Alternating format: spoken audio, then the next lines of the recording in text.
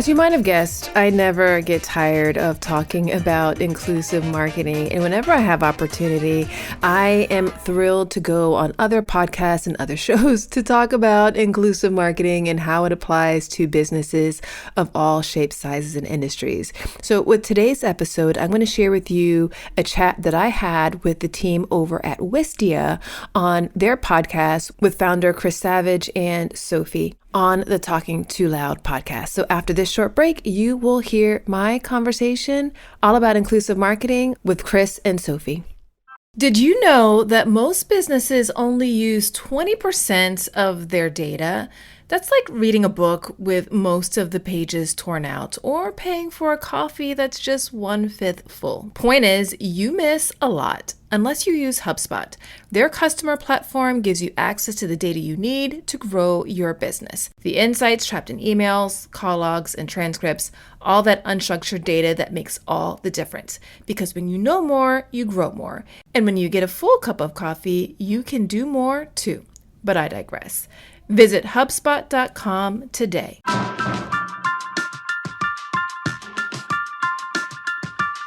Sonia, so good to see you. Thanks for coming on the show again.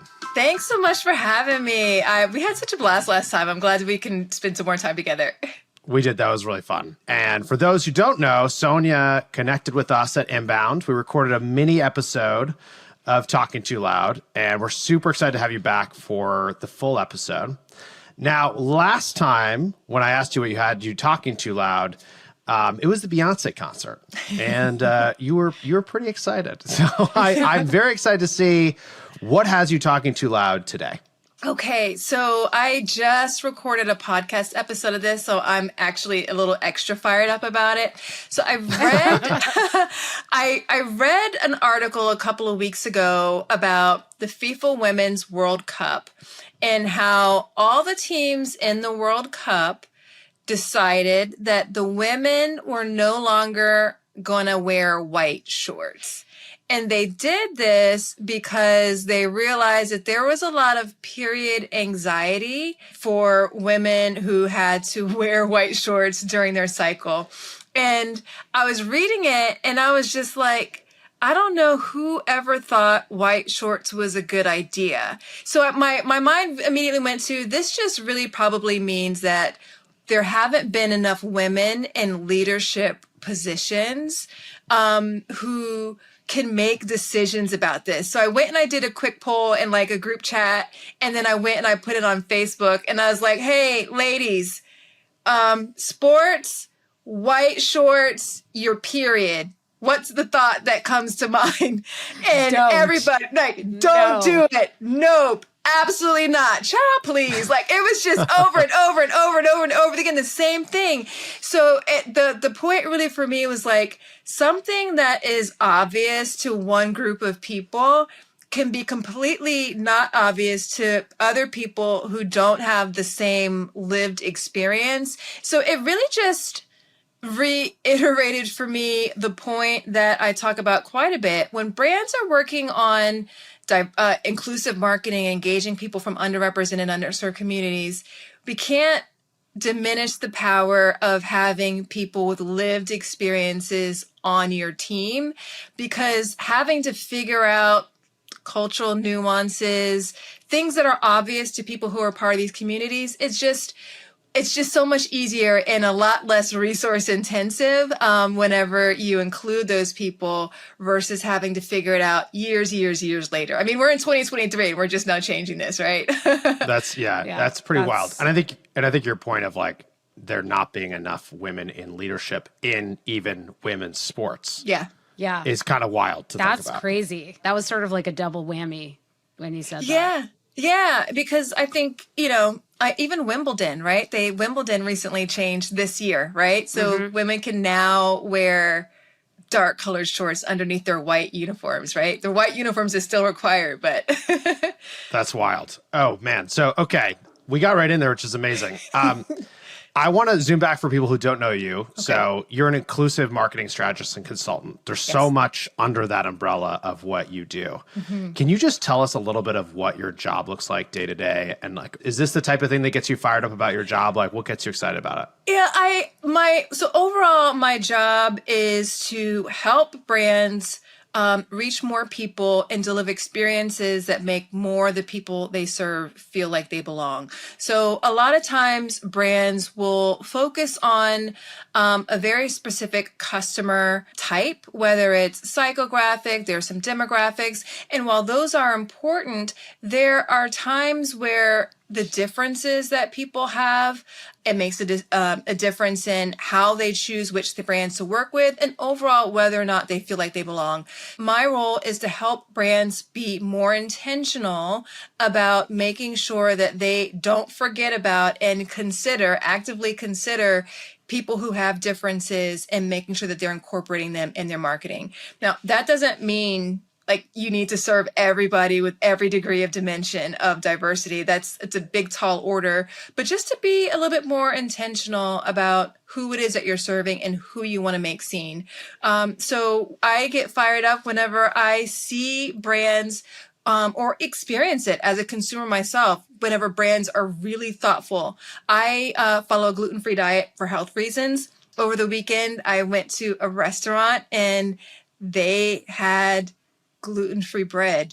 The number of times that I go to a restaurant and I don't get any bread, like I would say it's 95% of the time, but just the fact that they had gluten-free items on their menu and that extra detail of they had gluten-free bread made a big difference. And so you're often working with a company that's already realized that they have an issue, right? Like there's something about their marketing that they're realizing, wow, we want to get to this demographic. We don't have either enough representation internally or we don't have enough of an understanding of the differences, and they go to you and figure that out. That's right? Yeah, that's true. And more, the way I'm framing it and positioning it, because I think a couple of years ago, during summer in 2020 in particular, there were a lot more brands who started to think about diversity, inclusion, and belonging more at an organizational human resources standpoint, not always necessarily connecting the dots to what that means for marketing. So I think that it's important for people to have that realization that they need to do a better job in this area. But I also spend a lot of time just educating people in general on what is the impact on overall growth, conversions, et cetera, by not thinking about this or considering it more as a nice to have versus this is the way business is moving and the way marketing should be done. Yeah, that's what I was thinking about, because I think a lot of people probably have no idea of what they're missing out on, right? Because you might look at some segment that's converting at a high rate and think, oh, this is our best customer segment. But then actually, if you're turning another segment off or not turning them on, right, you're missing the opportunity in a big way. And that might not, missing what's that? Like a false negative. Sometimes it's harder to see, right? Than absolutely. A false positive. I spoke at a conference a couple of years ago, and as I was looking through the Twitter mentions or the X mentions afterwards, it was Twitter at that point, this woman said, man, this is a great conference. I don't know if I should feel offended by this, what she said or not, but she's like, this is a great conference. And up until I heard Sonia speak, I felt invisible at this conference because all the speakers seemed to be in their 20s or early 30s, right?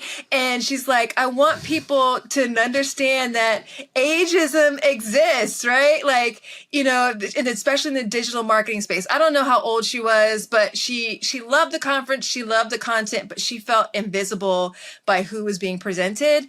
And so just think if she saw another conference offering similar things, but they had more of that representation, she's going to go to the people who make her feel not invisible.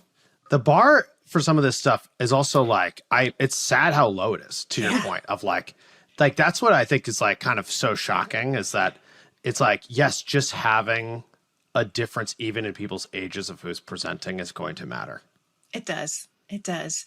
Which, sometimes I think like people feel like it has to be a major overhaul. And you do. You want to have an inclusive mindset. Like it doesn't mean that you need to make entirely different campaigns for every consumer. Sometimes small tweaks, small adjustments in what you're already doing can make a really big difference. I feel like homogeny, I don't know, like it feels like contagious in like a bad way. You're talking about sort of like little tweaks that brands can inject to get into that more inclusive mindset. Are there things that like you say to brands, like, here's a great like sort of starting off point, like here's how you can kind of like take an inventory of where things are at? For sure. So there's a couple of different angles, but really the wonderful starting point is to think through who is it that you want to serve and be intentional about choosing, right? So I have this friend who lives in Montreal. Montreal is in Quebec, and in Quebec, the official language is both English and French. And I learned this the hard way. I did an internship in Montreal and got a parking ticket my first day because I couldn't read the signs because they were all in French. But anyway, so he was starting this podcast. He speaks both English and French, but I remember we were talking, he's like, this podcast is only going to be in English. I don't have the resources to make this available in both languages right now. He's an army of one in his company right now, and he just didn't have the resources. And I think a lot of times people feel like they need to include everyone, but really I want you to focus on who are the identities that you want to be intentional about making sure feel like they belong with you. That doesn't mean that if you focus on people who have disabilities, people of color, and people who are above 45, that doesn't mean if you're intentionally including them that you are excluding everybody else. It just means that you're putting effort into making sure that those people feel like they belong, and you're able to focus your intention and your effort and your resources a lot better and deliver, experiences that make them feel seen and like you understand them. There's something different about how you're saying that, I think, which is like really resonating with me in terms of its like approachability. Because I think a lot of times, what we were talking about before, you look at a situation, you're like, I have to do this for every single person on planet Earth. You're like, and then you're like, I'm nowhere close. Like you try your best and you're at like 2%. Yeah. Versus this point of saying, okay, we need to be really intentional. Who is the demographic that we want to reach, that we're not, that we should be, and then say, let's really work hard to make sure those people feel included. And what does that take? And you can make actual progress against that versus like, if you to your language examples, like, well, does this podcast need to be available in every language on earth? Because if it does, we're screwed, But if we looked at it, and we're like, actually, there's a big audience of people who would listen to this in Spanish. Like, we should figure out how to do that. And that's going to be worth it. And we're going to look at who the customer base and who the audience is and who's commenting and all these different things to figure that out. But it's just very different, intentional way of looking at it that I think like, because we want to morally do the right thing too. And I think that's where people have a lot of trouble drawing a line when you're doing something for moral reasons. It becomes very hard to know when to stop because it's like, am I there yet? Like there's always going to be somebody who feels left out. That's not your intention, but it's just, unless you've got an unlimited budget, like I talk about, different brand personality types. Like, and there are some brands where that makes sense for them, and that is their intention to serve everyone. So Rihanna, for instance, the different brands that she has, Fenty Beauty, she's got a lingerie brand. She is very clear in her marketing. We are for everyone. We want everyone to feel beautiful, everyone to feel sexy, everyone to have great and glowing skin. She's got a skincare line as well. They also have a budget that allows them to do those different things, right? But they're very intentional. That's not for every brand, right? So it's just a matter of thinking through what makes the most sense for you and the values that you have. Going back to your friend who's a podcaster in Montreal, and I was like nodding enthusiastically as you were talking about Montreal because I was just there and had a very interesting conversation about the sort of like French and English dynamic. And so that example was just like, serendipity. Like I felt it this weekend. But My question is, so for him, when he said, I don't have the resources to make this podcast in French, are you like, find those resources, or are you like, that's cool because you don't have a French target audience? Like, I guess it kind of goes back to Savage's question too, and like weighing morality and knowing your audience. Like, what is your advice? Just because you make a choice today of this is who we have the capacity to serve right now with our existing resources doesn't mean that you won't be able to serve a group in the future. But as I look at his social media, I see that sometimes he does have French content on social media, right? And so there are evolutions and progress that you can make over time. Finding the resources, like, I think that's, it's a tough thing to say, right? You want people to be inclusive. I am the biggest champion of inclusive marketing, but such a hallmark of inclusive marketing is choice. So you have the ability to choose who you want to serve the same way you have the ability to choose who you don't want to serve. As a consumer, I may not like it, but how I'm going to choose what I'm going to do about it by choosing to spend my money elsewhere, right? I've heard my sister, I've had some conversations with her about this, and she's talked about like frustration that she's had whenever she's going to buy clothes and they only have a certain size range and they don't cater to people who don't fit into a size 10 or 6 or 8, right? Those companies are making a choice to, not be as size inclusive as they can be. Does that mean that they're terrible companies?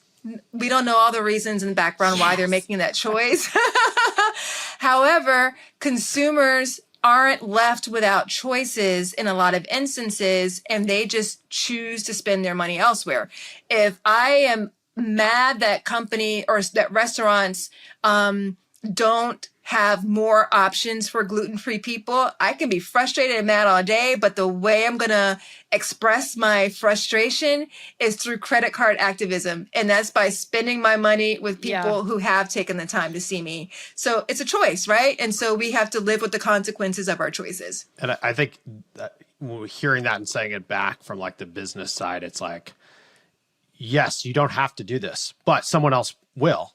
Yeah. And they're going to take the business. That's so right.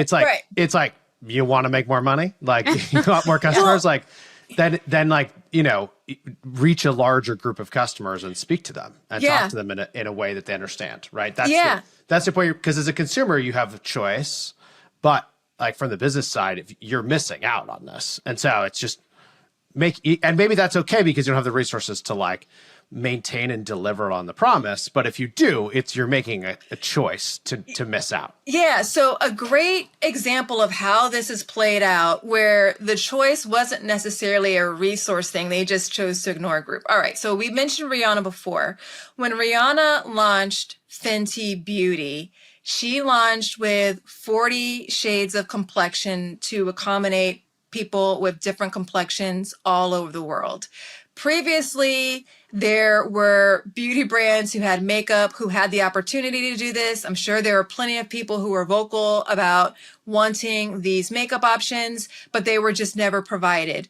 What happened after Fenty Beauty launched with these 40 shades of makeup? 40 shades of makeup became the new standard for all these makeup companies. Why? Because they saw how many consumers were buying, like they saw suddenly the business opportunity that was there and they changed their ways, right? So they made a choice previously, then they saw from a business standpoint, ooh, this choice is bad for us. Let us get in line with what the market is saying they want.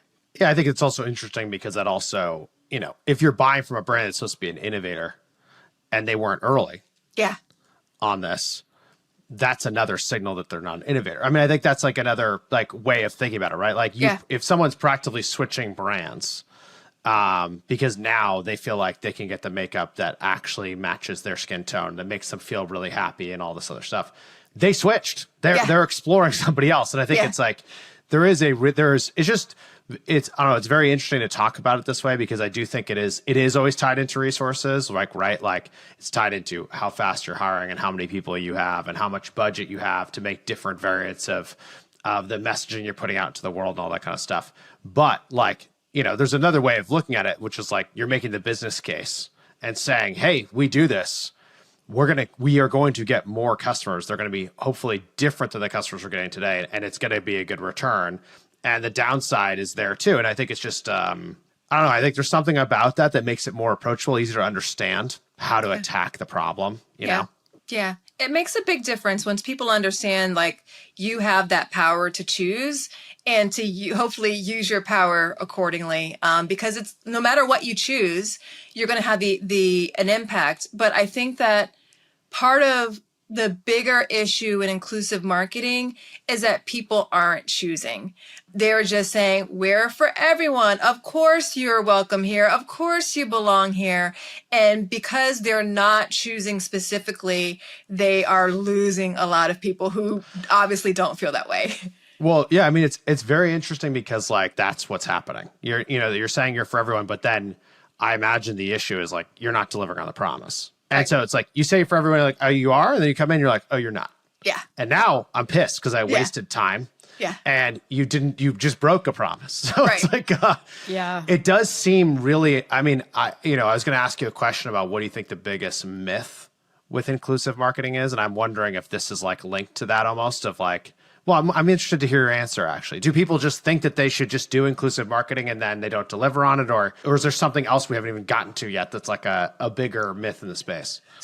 Okay, I've got another podcast recommendation for you. It's Augmenters, hosted by Julie Meyer and Jimmy Edgerton, and it's brought to you by the HubSpot Podcast Network, the audio destination for business professionals. So on this show, Julie and Jimmy dive into mentoring and explore ways to augment and refresh the mentoring environment. They're using 8 core principles that weave relevant spirit guides and diverse guests, and Julie and Jimmy use a lot of humor and practical tips to help mentors and mentees get further, faster together. There's so many great episodes to tune into for this show, but one that you might find especially interesting is their latest episode, number 120, Mentoring Across Gender, Men as Allies and Mentors. Listen to Augmenters wherever you get your podcasts. I would say the biggest myth is probably that they feel like it means they have to serve everyone. And as a result, they just never really get started with it. And another one I would say is that they don't necessarily understand, like they feel like it's the right thing to do. It's like the moral thing to do, but they don't really understand that there are actual business implications and business results tied to it. So you're saying they make the moral argument, don't make the business argument, and then maybe don't even deliver on that, or like versus like actually saying this should get us a different segment of customers, which should mean more customers, more revenue, more money, better return. Go out and do that and make it work. Keep going until it works versus just like, having it appear as though you're inclusive, but you're not actually delivering. Right. So I think the moral argument is a good one, but from thinking about it from a business standpoint, the moral argument gets put on the back burner and gets forgotten about the minute your other business priorities pop up. So, and if you don't ever tie it to very clear business results and business outcomes, then whenever it's not convenient, it will just sort of be forgotten about. And we've seen this play out over the past couple of years in particular. And it's not that the business results or implications weren't ever there. It's just that people never connected the dots. And so the business rigor, the business thought behind it never happened. It was just, we should be doing this. I feel like it's really easy to see the benefit of inclusive marketing in B2C. Like, it's just, it's so clear. Like, especially when you were talking about like Fenty, I was like, oh my God, 100%. Yeah. But in B2B, I guess my question is like, where are the pitfalls? Like, where is there not inclusive marketing happening? And where should there be more inclusive marketing happening? Yeah, so I think that people forget that with B2B, we're still talking about people. And people make a lot of decisions based upon how they feel, right? And so we need to think through, like, people don't necessarily compartmentalize differences in how they're making decisions. So we met each other at the Inbound conference, right? So I consider that a very B2B environment. HubSpot had done a really wonderful job of making that conference inclusive on a number of fronts. And it made me think differently about what other businesses are able to do, because once people see businesses doing really well at being inclusive, it just becomes their standard. They're not thinking, oh, this is B2C, oh, this is B2B. Like, they're not separating it. It just becomes their standard of this is the way that business should be done. So if you don't sort of adjust your way of operating to the way that people are coming to expect, it doesn't really matter what environment it is, the impact is going to be the same. So I remember I had a bank. They called themselves like the most convenient bank, right?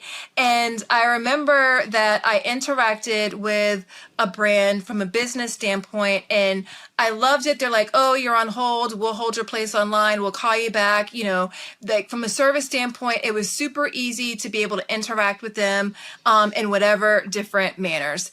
I thought, this is amazing. This is wonderful. I feel seen. They thought about me in terms of just basic, my time, etc. And then I went and I called my bank, and I was on hold for like 30 minutes. There wasn't a way for me to chat with them. Like, it was just cumbersome and not convenient at all. And I was really annoyed by it because I had experienced a different standard in a different area. I wasn't thinking, oh, well, this is the industry standard here. It's this technology exists. People have found a way to do it here. Why haven't we found a way to do it in all of these locations? So customers aren't really like thinking this only exists in one place. Yeah, that makes sense. That totally makes sense. Yeah, we talk about this a lot on the show in terms of like people are people, B2B marketing is marketing to people. And you're saying, I love that. Thinking about that, I was like, they're not turning it off. Yeah. Right. So if you're having all these B2C experiences, they're not turning it off when they go to the B2B experience. To your point, you're like, well, no, it's still there, which is why it's like a delightful experience when someone does deliver on it. And it's like unexpected, but it's just because we're humans. And that, I think that's very, very simple, very easy for people to understand, but easy to miss, which is like B2B always sounds like rational. But the truth is, like, even B2B, the best product does not always win. Right. It's about distribution, right? It's about partnerships. It's about relationships. It's about trust, all these other things that end up driving success with a product and a company. And a lot of those other things, there's like people at the heart of them. And so I think it makes a lot of sense that like getting that right and thinking about that really does have a big impact. And it's kind of silly to ignore it. For sure. For sure. I want to kind of ask this question as a way of summing up some of the things we've been talking about. But if everyone really started investing in inclusive marketing, I think we can agree that users would benefit. How do you think brands would really benefit? What does that look like when everyone's really investing? I think they would find that overall their teams would be able to produce better work. I believe that they ultimately would have a greater degree of loyalty, because whenever brands are inclusive, it hits a different sort of more emotional response from people that connects the brand at a deeper level. Because especially if you are from a community that you are accustomed to not being seen, whenever somebody does take the time to see you, like, you latch on to them and, you know, you end up spending with them over and over and over again. And you tell your people, because generally people from underrepresented and underserved communities hang out with people who were like them. So the minute they find something that works well, they go off and they tell all their friends, and then everybody kind of latches on for that. I think that brands will also find that there is a big spillover effect with being inclusive. I think sometimes we think, oh, well, this is really just a niche audience. It's not that many people. But I think that they underestimate sometimes that niche consumers are often the lead consumers. So I mentioned the fact that I'm gluten-free. Whenever I go out to eat with anybody who's not gluten-free, I'm the one who gets to choose the restaurant. I'm the one who has the most influence on where we go eat. If it doesn't work for me, we don't go, right? But if it does work for me, it's included in the option. So last year we went, we do it on a family reunion to New Orleans, and there were 14 of us, and 2 of us were gluten-free. And we only went to restaurants that had good gluten-free menus. So we were the lead there. And I think that a lot of brands just don't realize that people who've got these differences, they want to make sure that they feel included as well. So there's a big spillover effect that will impact their conversions and their loyalty over time. Yeah, I love that example, I think also because we've been talking also on the show a lot about the fact that in the world that we're in, everyone's niche is getting into the niche of where people actually hang out and who their community is so important because it's so hard to break through now, right? The way you break through is by being hyper specific. And what you're describing is the experience of, if you're hanging out with a bunch of people who your friends go to you and say, we're only going to go to a place if Sonia will eat there. If there's food for her, then, but also I imagine you probably have some friends who are gluten-free and you trade ideas of places to go and constantly, things that are good. Constantly. Yeah. My sister's also gluten-free and we're constantly sending screenshots and links of look what I found, or this restaurant was great. I think it's such a good example of just how word of mouth works, which is you find really specific things that you share with others. And then when you have that experience, it's oh my gosh, this gluten-free place is amazing. Or for me, it's oh, this dairy-free ice cream, Van Leeuwen's incredible. You're going to love it. You got to try it. Yeah. You just actually, yes, their chocolate, very incredible. Good. Incredible. Very Don't good. even get me started on the peanut butter cookie honeycomb thing. Okay. Or whatever that is. But I think it's this idea of it's all fitting together, which is, if you want to market to this group that you're not marketing to yet, and you start to actually do it, if you are actually successful and deliver, they're going to talk to other people, exactly as you're saying. And that is how you build word of mouth too. And so I think it's in the world we're in today, socials change so much and where we find stuff has changed so much. And so I do think tapping into those niches, those communities of word of mouth is really important. I think that's another angle on this. That's real almost easy to miss, which is hey, this is not just about someone comes to your website and now they feel like they're seen. It's they come to your website, they feel like they're seen, it's delivered on it. And then they tell the other people who are also going to feel seen, this is a great experience. And it adds up to a big impact. Absolutely. And it's where everything's going. So it just, strong agree from over here. Sorry, I started to get so passionate. I was on my own soapbox. Sonia. Yes. Thank you so much for being here with us today. This has been really great. Thanks so much for having me. It's been my pleasure. I think I talked a lot, very loud. I think I talked quite loud with you also, hopefully. Yes, it just happens. It just happens. Where can people best connect with you to learn more? Inclusionandmarketing.com. There you can find the podcast, you can find resources, and if you want to join the email list, I have a newsletter, Inclusion and Marketing, that goes out every week. So all things inclusion and marketing. Awesome. Thank you so much. This is great. That's it for today's episode. If you like this show, I would so appreciate it if you would share it with a friend, colleague, and your network. It really does go a long way towards helping more people discover the show. Also, are you getting the Inclusion and Marketing newsletter? Each week, I send news, resources, tips, and all kinds of other goodies to help you attract and retain a bigger, more diverse, and fiercely loyal customer base. Go to inclusionandmarketing.com/newsletter to get signed up, and I'll also drop a link to that in the show notes for you. Until next time, remember, everyone deserves to have a place where they belong.